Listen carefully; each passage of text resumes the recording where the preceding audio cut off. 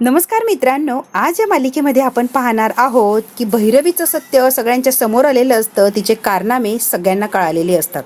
आता मात्र अनामिका भैरवीने तिला कसं ब्लॅकमेल केलं आणि काय काय करायला लावलं हे सांगत असते.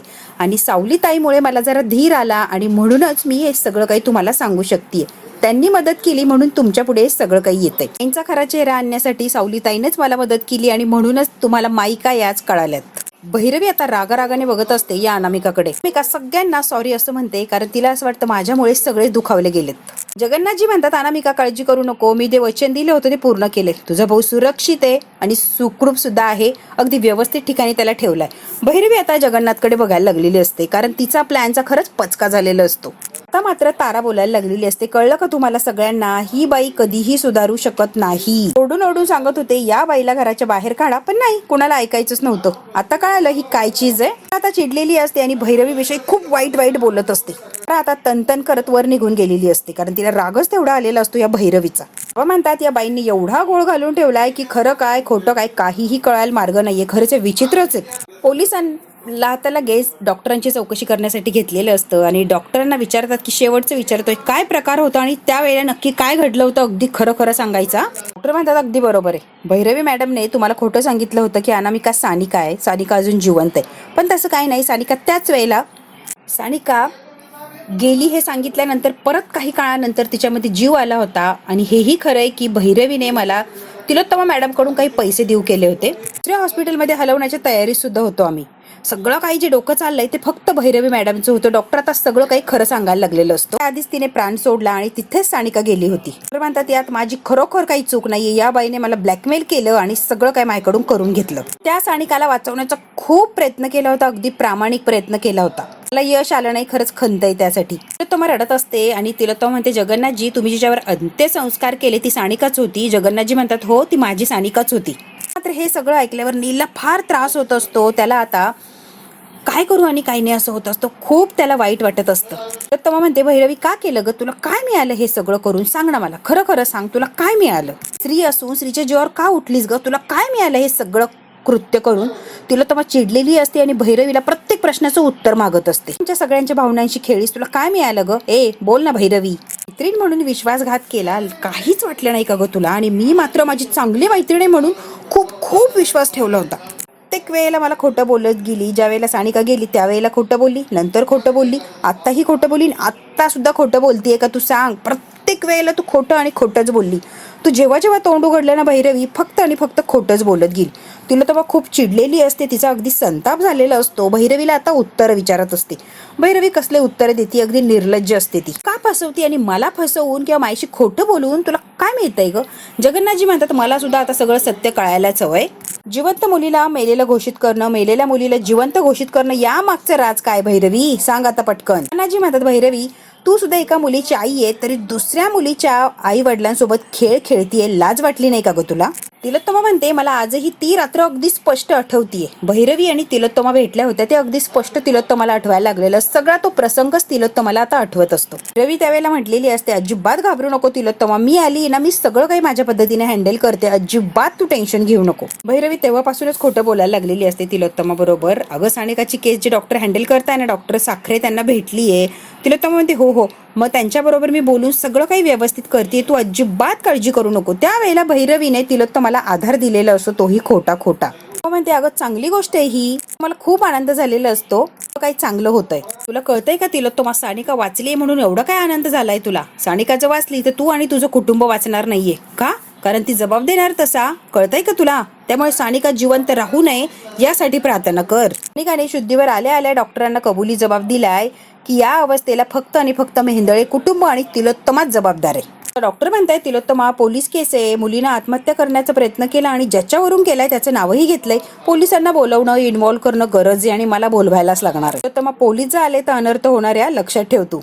मोठं संकट येणार आहे तुझ्या कुटुंबावर तिलोत्तमा, बघ बाई. आता भैरवीने अगदी उलट पालट सांगितलेलं असतं आणि तिलोत्तमा आधीच घाबरलेली असते. तिच्या त्या अवस्थेचा भैरवीने फायदा घेतलेला असतो आणि पोलिसांना अजिबात इन्व्हॉल्व्ह करू नका, हे प्रकरण आपल्या पद्धतीने आपण मिटवूया. आता भैरवी तिलोत्तमाला जसं सांगत गेली बिचारी, तिलोत्तमा तसंच करत गेली. डॉक्टरांना विचारलंय मी, डॉक्टर म्हटले प्रकरण दाबायला तयार आहे मी, पण ते माझ्या पद्धतीने. कोटी रुपये मागताय ते तिलोत्तमा, कसं आहे ना तिलोत्तमा, मी डॉक्टरांना लगेच म्हटलं 1 कोटी म्हणजे खूप मोठी रक्कम आहे. काहीही करा, पैसे कमी करा आणि नीलच्या आयुष्याचा प्रश्न आहे. प्लीज डॉक्टर, एवढी मोठी रक्कम तर देऊ शकत नाही हो. 50 लाखात काम करायला तयार येते, सगळं काही रफादफा करणार, फक्त 50 लाख द्यायचे. तिलोत्तमाला अगदी घाम फुटलेला असतो, बिचारी खूप घाबरलेली असते. भैरवी म्हटलेली असते तिलोत्तमाला की 50 लाख काय ग, क्षुल्लक गोष्ट आहे. आपली इज्जत, नीलला जर वाचवायचं असेल तर 50 लाख द्यायला काहीच हरकत नाहीये. त्यामुळे तू 50 लाखांची अरेंजमेंट कर, बाकी मी सगळं बघते. तिलोत्तमाला त्यावेळेस 50 लाख रुपये जमा करायला लावलेले असतात भैरवीने. मोठं साम्राज्य आहे तुझं, 50 लाख म्हणजे अगदी चुटकीचा खेळ, त्यामुळे तू 50 लाख जमा कर, बाकी सगळं मी बघतीये. तर मग त्यावेळेलाही म्हटलेली असती हे जे काही करतोय ना ते चुकीचं आहे, साफ चुकीचं आहे. पैसे वगैरे देऊन प्रकरण दाबायला आपण काही केलंच नाहीये तर का करायचंय. भैरवी म्हटलेली असती नाही नाही, तुमच्या अंगलटीन सगळ्यांनाच प्रॉब्लेम होणार आहे. त्यामुळे तिने सत्य काय हे कोणाच्या समोर येऊ दिलं नसतं आणि तिच्या पद्धतीने सगळं काही गेम खेळलेली असते ही भैरवी. तेव्हापासून तिने आत्ताच्या घडीचं प्लॅनिंग केलेलं होतं. तिचं कसं म्हणतीये तू, सानिका तशीही वाचणार नाही, अगदी शेवटच्या स्टेपला आहे ती. डॉक्टर म्हटले कितीही प्रयत्न केला तरी पेशंट काय हाताला येणार नाहीये. 100% ती जळालेली आहे, वाचण्याचे अजिबात चान्सेस नाहीये. दिवर आली आहे तर अगदी थोड्या वेळासाठी असू शकतं इथे, त्यामुळे तिलोत्तमा डोंट वरी. तिलोत्तमा वेळ फार कमी आहे एवढं लक्षात घ्या. काय करायचं काय नाही पटकन निर्णय घे ग बाई, वेळ जर हातातून गेली तर काहीच उपयोग होणार नाहीये. भैरवीने फार घाई केलेली असते, घाबरून दिलेलं असतं आणि या सगळ्या अवस्थेचा एकट्या भैरवीने फायदा केलेला असतो. तुला निर्णय घ्यायचा आहे तिलोत्तमा, तुझ्या तत्वांना चिटकून बसायचंय आणि कुटुंबाची फरफड करायची आहे की तत्व सोडून कुटुंब वाचवायचे, तुझं तू ठरव. मी काही सांगत नाही ग बाई तिलोत्तमा, तुझा शेवटी पर्सनल येते, तुला काय डिसिजन घ्यायचा आहे घे, हो नाही काय ते मला सांग तू. भैरवीने असं काय वातावरण तयार केलेलं असतं तिलोत्तमाच्या भोवती की तिलोत्तमा भैरवी सांगेल तसंच ऐकायला तयार झालेली असते. काय होतं ते भैरवीने तिलोत्तमाने सांगितलेलं असतं आणि आता सगळं सांगून झाल्यावर जगन्नाथजी त्या वेळेला मी जे काही केलं ते चुकीचं केलं की बरोबर केलं हे खरंच मला माहित नाहीये, पण त्या वेळेला माझ्या नीलला किंवा माझ्या घराला वाचवण्यासाठी तो निर्णय घेतला, पण सानिकाने एक जग सोडून जावं यासाठी मी काहीच केलेलं नाहीये, त्याबद्दल खरंच मला वाईटच वाटतंय. संसार उद्ध्वस्त होत असताना डोळ्याने बघू शकत नव्हते म्हणून मी सगळी काही सावरासावर केली. जेव्हा कळालं की 50 लाख रुपये देऊन जर संसार वाचत असेल तर मी एका मिनिटात तयार झाली आणि 50 लाख रुपये दिले. डॉक्टरांना 50 लाख रुपये दिले. भैरवी ते घेऊन गेली होती डॉक्टरांच्याकडे. मला खरंच माहित नव्हतं एवढ्या मोठ्या कटाची कारस्थानाची मी हिस्सेदार होतीये, काहीच नाही. मला फक्त एकच ध्येय होतं की माझा संसार वाचवायचा. तिलोत्तमा कट कोणाचा, कारस्थान कोणाचं, खापर माझ्यावर फोडताय म्हणजे भैरवी मोकळी होय, त्यासाठी मला जबाबदार धरताय आणि मोकळे होताय तुम्ही. तिलोत्तमा म्हणजे तुला काय म्हणायचंय. तुला खरं सांगते तिलोत्तमा, या डॉक्टरने मला सगळं काही अंधारात ठेवून काम केलं होतं. सानिकाचा व्हिडिओ सुद्धा अर्धवटच दाखवला होता. आत्ता जो व्हिडिओ दाखवला तो पहिल्यांदाच त्याने पूर्ण व्हिडिओ दाखवला, नाही तर त्यांनीही अर्धवटच दाखवलं होता. व्हिडिओच्या जोरावरच दोघींना वेठीस धरलं आणि ब्लॅकमेल करून पैसे मिळवले. सगळं काही गुन्हेगार हा डॉक्टर आहे, डॉक्टर. त्या डॉक्टरकीचा त्याने फायदा करून घेतला. 50 लाख रुपये उकळले, तीही तुझ्याकडून. कळतंय का तुला. तो मा खरा गुन्हेगार तर हा डॉक्टर आहे, हा फ्रॉड डॉक्टर. मला कसली ब्लेम करतेयस तू. माझा खापर माझ्यावर फोडू नका, आत्ताच सांगतोय भैरवीजी. पूर्वी सानिकाजी म्हटली ते अर्धवट सांगून पैसे उकळले हे मी मान्य करतो, पण तुम्ही मला शोधून काढलं तेव्हा मी सगळं काही सत्य सांगितलं होतं भैरवीजी. आता तुम्ही खोटं बोलू नका. मात्र परत भैरवीची बोलती बंद केलेली असते डॉक्टरनी. व्हिडिओ सुद्धा दाखवला होता. त्या सानिकाने कुणालाही ब्लेम केलेलं नव्हतं हेही तुम्हाला माहिती होतं भैरवीजी. पण तुम्हाला भैरवीजी तिलोत्तमा मॅडमचा बदला घ्यायचा होता म्हणून तुम्ही वेगळंच काहीतरी रचलं प्लॅन आणि त्या प्लॅननुसार मलाही वागायला लावलं आणि तुम्ही सुद्धा. आणि असं कारस्थान करत करत तिलोत्तमाला अगदी वेठीच धरलं आणि या थराला येऊन बसल्यात तिलोत्तमा मॅडम. अगदी स्पष्ट बोललेला असतो, सगळी करता करविता भैरवी आणि भैरवीनेच सगळं काही घडवून आणलंय. एकाच्या अर्धवट व्हिडिओचा तुम्ही गैरफायदा घेतला आणि सगळ्यांना ब्लॅकमेल केलंय भैरवीजी. भैरवी चिडलेली असते, काय ब्लॅकमेल लावलंय हो, बस करा आता हे सगळं. म्हणे ब्लॅकमेल केलंय. कुणी सराईत गुन्हेगार आहे का ब्लॅकमेल करायला. काय आरोप लावताय तुमचं तुम्हाला तरी कळतंय का. सुद्धा तुला वाटतंय ना ब्लॅकमेल केलंय, तर हो मी केलंय ब्लॅकमेल.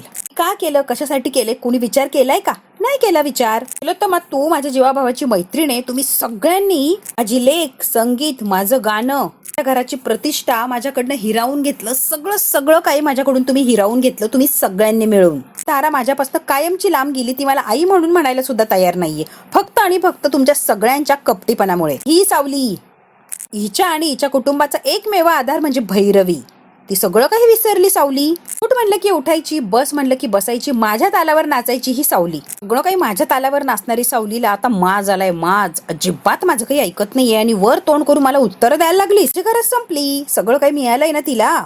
संपली की लगेच सावलीने वर हात केले, दात दाखवायला लागली सावली. मग मी ठरवून टाकलं, आता या सावलीला उद्ध्वस्त करायचं, कुठच्याही थराला जायचं आणि सावलीला बर्बादच करायचं. उपकार विसरली, सगळं वचन विसरली, अशीच कशी सोडून देऊ मी हिला. त्याचं उद्ध्वस्त करायचं असेल ना, आधार आधी उद्ध्वस्त केला पाहिजे आणि त्या आधाराची भक्कम भिंत होती तू तिलोत्तमा, तुझ्यापासून मी सुरुवात केली. त्याला आपली मैत्रीण म्हणते, एकदा तरी मैत्रीण म्हणून माझी काळजी केली का, माझा विचार केला का, एकदा तरी आपल्या मैत्रीला जागलीस का, मग मी तरी का काळजी करू, मी तरी का परवा करू ग. मी ठरवलं बदला घ्यायची, संधी चांगली चालून आली आणि आता संधी हातातून जाता कामा नये.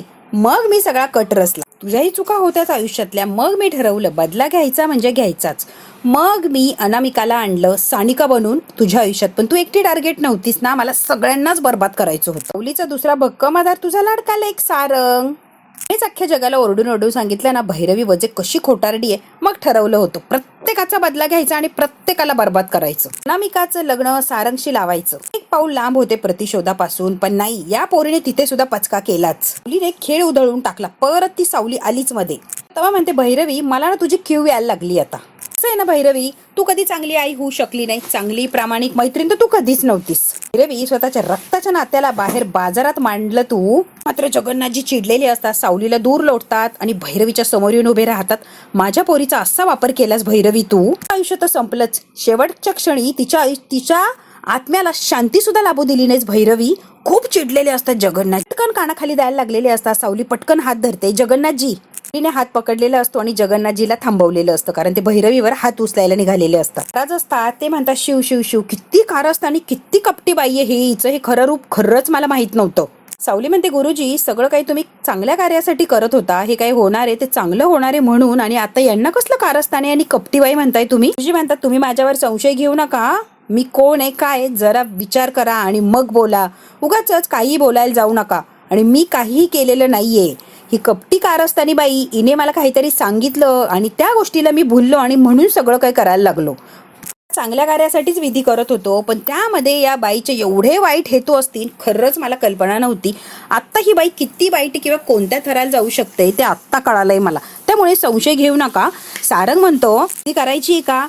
गुरुजी म्हणतात तुमची इच्छा असेल तर नक्कीच करूया. आता सारंगकडे बघून हसते आणि सारंग सावलीकडे बघून हसतो. गुरुजी म्हणतात मला संतती सुख हवं असेल तर नक्कीच विधी करा, विधी नक्कीच करूया. सावली म्हणते अनामिकाने एक व्हिडिओ पाठवला, तो आधी मी सगळ्यांना दाखवते मग आपण विधी करूया. या घरात सावलीचं नाही तर तुझं अस्तित्व हवंय अनामिका. सावलीला बर्बाद करायचंय मला, म्हणून तर सारंगचं आणि तुझं लग्न लावून द्यायचा कट रचलाय मी. सगळ्यांनी मिळून माझा अपमान केलेला आहे ना, प्रत्येकाचा मला बदला घ्यायचाय, बर्बाद करायचंय या लोकांना मला. सावली आता तो व्हिडिओ ऑन करते आणि सगळ्यांना दाखवत असते. मोठा आवाज केलेला असतो. सगळेजण ते ऐकत असतात की ही भैरवी काय काय आणि किती कपटीपणा करू शकते, कोणी विचार सुद्धा करू शकत नाही. इतक्या खालच्या लेवलला जाऊन ही भैरवी वागू शकते. आता मात्र भैरवीचा खरा चेहरा सगळ्यांच्या समोर आलेला असतो. भैरवी अजूनही सुधारलेली नसते. तिला या सगळ्याने काही एक फरक पडत नसतो. रंगने सावलीने माझा अपमान केला होता ना, म्हणून मी त्या काशीच्या एवढ्या विद्वान जे भट आहेत त्यांना मी विद्वान गुरुजींना मॅनेज केलं. फार मुश्किलीने त्यांना मॅनेज करायला लागलं मला.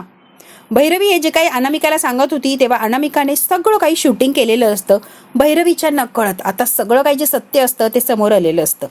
सगळ्यात महत्वाचं भैरवीचं सत्य तर सगळ्यांच्या समोर आलेलं असतं कपटीपणाचं. पण गुरुजी सुद्धा इतके विद्वान महान आहेत, त्यांनी सुद्धा भैरवीच्या भूल थापांना बळी पडले आणि भैरवी म्हणेल तसंच वागायला लागले हे सुद्धा सगळ्यांच्या समोर आलेलं असतं. संतती विरहचा वगैरे उपाय बिपाय ना सगळं थोतांडे, त्याच्याने काहीच फरक पडणार नाहीये. सगळं काही त्यांना फसवण्यासाठी. खरं तर त्या सावलीचं आयुष्य उद्ध्वस्त करायचंय ना, म्हणून सगळं काही नाटक केलंय आणि त्या गुरुजींनी सुद्धा माझ्या सांगण्यावरून हा उपाय सांगितलाय. तसं काही एक नाहीये, काही एक फरक होणार नाहीये. फक्त सावलीचं आयुष्य बर्बाद होणार आहे आणि तू सारंगच्या आयुष्यात जाणार आहे कायमची अनामिका. मलाही तेच हवंय म्हणून आपण करतोय. कसं आहे ना, मला जेव्हा कळालं ना की सावलीच्या आयुष्यामध्ये संतती विरह योग आहे, त्याच वेळेला मी ठरवलं की आता या गोष्टीचा फायदा करून घ्यायचा आणि सावलीला आणि सारंगला बर्बाद करायचं. म्हणूनच मी एवढ्या काशीचे ते विद्वान महान भट आहेत ना त्यांना मॅनेज केलंय. मॅनेज करणं तर फार अवघड होतं, पण तरी पण मी केलंय. मी जे म्हणेल ते करायला तयार आहेत ते गुरुजी, आणि तसंच सांगितलं या लोकांना. आणि म्हणूनच आता काय चाललाय तो खेळ असंच चालू द्यायचा आहे. अनामिका कळतंय का, हीच ती वेळ आणि हीच ती संधी. आता वेळ आली आहे या घरावर असा काय घाव घालायचा की 2 तुकडे झाले पाहिजे. म्हणतात खोटं आहे, सगळं काही खोटं आहे. हेच म्हणतात गुरुजी खरं खोटं कोर्टात बघू. आता ना काही ते काय सांगायला लागू कोर्टात. इन्स्पेक्टर नाही गुरुजीची बोलतीच बंद केलेली असते. एवढे विद्वान त्यांच्या एवढ्या मोठ्या पोझिशनचा ते गैरफायदा घेत होते. थोड्याशा पैशांच्या याला लोभाला ते बळी पडले आणि भैरवी म्हणेल तसं खोटं वागायला लागलेले असतात. आता मात्र या भट्टांना याची खूप मोठी किंमत चुकवायला लागणार, तेही जेलमध्ये खडी फोडायला जायला लागणार. इन्स्पेक्टर म्हणतात, कसं आहे ना गुरुजी, जामीन मिळवायच्या तयारीला लागा. जामीन मिळणं मुश्किल आहे पण प्रयत्न करा. टेबल अरेस्ट हिम. गोपाळ भटांना पोलीस घेऊन चाललेले असतात. जगन्नाथजी म्हणतात, गोपाळ भट आदर्श मानत होतो, आदर्श स्थानी होता माझ्या. तुम्ही असं कराल असा स्वप्नातही विचार नाहीये मला. काय करून बसला, असे कसे विकला गेलात तुम्ही? विचार करतोय का तुम्ही काय केले? आयुष्यभराची जमापुंजी तुम्ही पणाला लावली आणि शेवट बदनाम झालात गुरुजी. त्यासारख्या ठराविक लोकांमुळे शास्त्राची आणि विद्येची बदनामी होते आणि लोकांचा विश्वास उडून जातो. त्यांना जी माफ करा, चुकलं माझं. आता गुरुजींना तर नेलेलं असतं. आता भैरवीला सुद्धा ओढत ओढत चालवलेलं असतं पोलीस स्टेशनला. आलेली असते बॅग घेऊन आणि भैरवीच्या समोर ठेवते. आता पोलीस जेव्हा भैरवीला ओढून चालवलेलं असतं, तिच्या हाताला असा हिसका देते आणि भैरवी जागेवर थांबून जोर जोरात हसायला लागलेली असते. तिने जे काय केलंय त्याचा अजिबात तिला पश्चाताप नसतो. माझं फुटकं नशीब आहे आणि जोर जोरात ही भैरवी हसत असते, अगदी निर्लज्ज असते. सगळं केल्यावर माझा प्रतिशोध पूर्ण होईल, पण नाही, शेवटी मी साध्यच करू शकले नाही, हरलेच. पाऊल लांब होते प्रतिशोध पूर्ण करण्यापासून. तेवढं झालं असतं ना, सगळं काही सार्थकी लागलं असतं, पण नाही, करूच शकले नाही मी. म्हणते आतापर्यंत जे काही झालं ते छुपे वार केले, छुप कारस्थान केलं, पण मी सगळ्यांना भैरवी खुलं आव्हान देतीये. वर झाला तो संघर्ष होता, पुढे होणार ते युद्ध असेल आणि भैरवीचा हा शब्द आहे, युद्धच घडवून आणणार मी. जगन्नाथजी मान हलवतात, हो हो होऊ दे, युद्धच होऊ दे. आता समोर आलेली असते, कसली बाई आहेस ग तू? हे घर तुझ्या लेकीचं आहे, जरा सुद्धा विचार येत नाही का ग तुला? यांना बर्बाद करशील तर तुझी लेक वाचणार आहे का? विचारींना मुलीचा स्वार्थी आहे, फक्त स्वतःचा विचार करते. आयुष्यभर फक्त आणि फक्त स्वतःचाच विचार केला आणि माझा वापर केला. आजपासून तुझा आणि माझा संबंध कायमचा संपला. Get out. माझ्या आयुष्यात तुला जागा नाही, हे लक्षात ठेव. आता ती बॅग उचलते आणि जोरात अशी फेकून देते. इथून निघायचं आणि परत तोंडही दाखवायचं नाही. मात्र भैरवी हरलेली असते. एवढे कारस्थान करून ती हरली नाही, पण स्वतःच्या पोरीमुळे ती हरलेली असते. पोरीनेच तिला नाकारलेलं असतं.